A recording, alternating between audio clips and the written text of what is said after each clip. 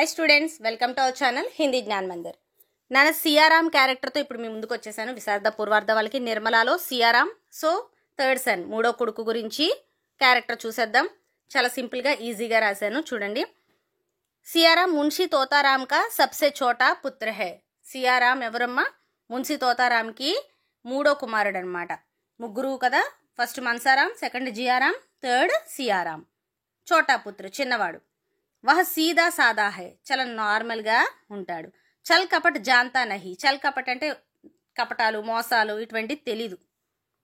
వహ నాతో మన్సారాం జైసా హోషియార్ హే, అంటే మన్సారాం లాగా హోషియార్ అంటే క్లవర్ అనమాట, క్లవర్ కాదు. అలాగే నా జియారాం జైసా ఉద్ధృత్ హే, అలాగే జియారాం లాగా ఉద్ధృతమైన వాడు కూడా కాదు. స్వాభిమాన్కి మాత్రం ఉస్మే భీ కుచ్ హే, తనకు కూడా కొంచెం సెల్ఫ్ రెస్పెక్ట్ ఉంది. సియారాం అప్నే పితా కా ఆదర్ కర్తా హే, తన ఫాదర్ని చాలా రెస్పెక్ట్ ఇస్తాడనమాట. బడే భాయి మన్సారాం కో బహుత్ ప్యార్ కర్తా హే, పెద్దన్నయ్య అయిన మన్సారాంని చాలా ఇష్టపడతాడు. జియారాం సే డర్తా హే, జియారాం అంటే భయం, ఎందుకంటే తన అస్తమాను కోపంగా ఉధృతంగా ఉంటాడు గనక. విమాత నిర్మలాకే ప్రతి శ్రద్ధ రక్తా హే, సో సెకండ్ మదర్ అయినటువంటి నిర్మల పట్ల కూడా శ్రద్ధగా ఉంటాడు, మంచిగా ప్రేమగానే ఉంటాడు అనమాట. So coming to the next paragraph. Mansaram को घर लाने के लिए वह भी प्रयत्न करता है. యాక్చువల్లీ మన్సారాంని తోతారాం అంటే వాళ్ళ ఫాదర్ అనుమానిస్తారు కదా నిర్మలాని, ఆయన్ని. సో అప్పుడు ఆయన హట్ అయ్యి ఇంట్లోంచి బయటికి వెళ్ళిపోతారనమాట. ఆ టైంలో కూడా ఇంటికి తీసుకురావడానికి చాలా ట్రై చేశాడు ఈ అబ్బాయి కూడా. మన్సారాంకి మృత్యు और జియారాంకి ఆత్మహత్య కే బాద్, జియారాం కూడా సూసైడ్ చేసుకొని చనిపోవడం జరుగుతుందనమాట. సో మన్సారాం కూడా చనిపోతాడు. సో వీళ్ళిద్దరు చనిపోయిన తర్వాత మున్సీజీకి హాలత్ బిల్కుల్ బిగడ్ జాతే హే.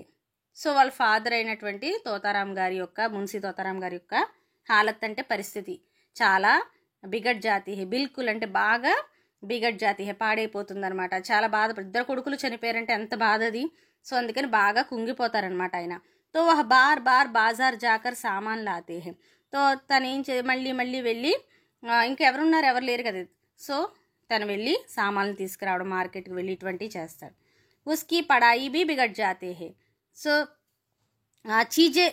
చీజే కమ్ యా ఖరాబ్ హోనే పర్ వాపస్ కర్తా రహతా హే. తనకు తెలియదు కదా, చిన్నవాడు కదా. సో చీజే అంటే థింగ్స్ అనమాట. ఆ తెచ్చిన థింగ్స్ ఏమైనా తక్కువైనా లేదంటే పాడైనా మళ్ళీ మళ్ళీ తీసుకెళ్లి వాటిని రిటర్న్ చేయడం ఇటువంటివి చేసేవాడు. ఉస్కి పడాయి भी बिगड़ जाते हैं, తన ఎడ్యుకేషన్ కూడా పాడైపోయిందనమాట. So coming to the next paragraph. अपने बड़ी भाइयों के तरह అంటే అన్నయ్యలాగా ఉస్మే హీ ఆత్మాభిమాన్ హే, తనలో కూడా సెల్ఫ్ రెస్పెక్ట్ ఉందన్నమాట. జబ్ నిర్మలా ఉస్కి దిన్ భర్ కి భూక్ కి ఓర్ ధ్యాన్ నా దేకర్, నిర్మల దిన్ భర్ అంటే రోజంతా, ఉస్కి భూక్ అంటే ఆకలి అనమాట, ఆకలి వైపు కాన్సన్ట్రేట్ చేయకుండా బాజార్ సే తర్కారీ లానేకో కహతే హే, మార్కెట్ నుంచి తర్కారీ అంటే వెజిటేబుల్స్ అనమాట, ఈ వెజిటేబుల్స్ అవి తీసుకురా అని చెప్పడం సో చేస్తూ ఉండేది. తబ్ ఉస్కా ఆత్మాభిమాన్ జాగ్ పడతా హే.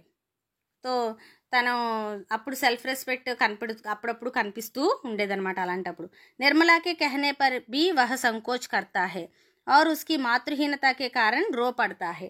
సో నిర్మల నచ్చ చెప్పినా కూడా తను ఇంకా డౌట్ పడుతూనే ఉండేవాడు దేనికో దానికి.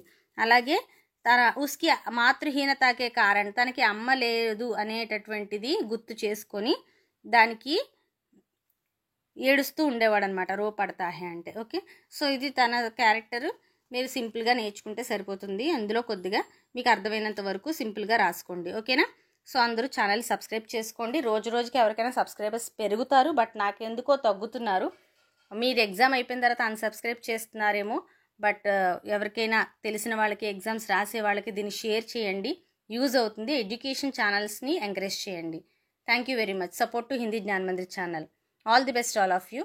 We will meet in next video. Bye.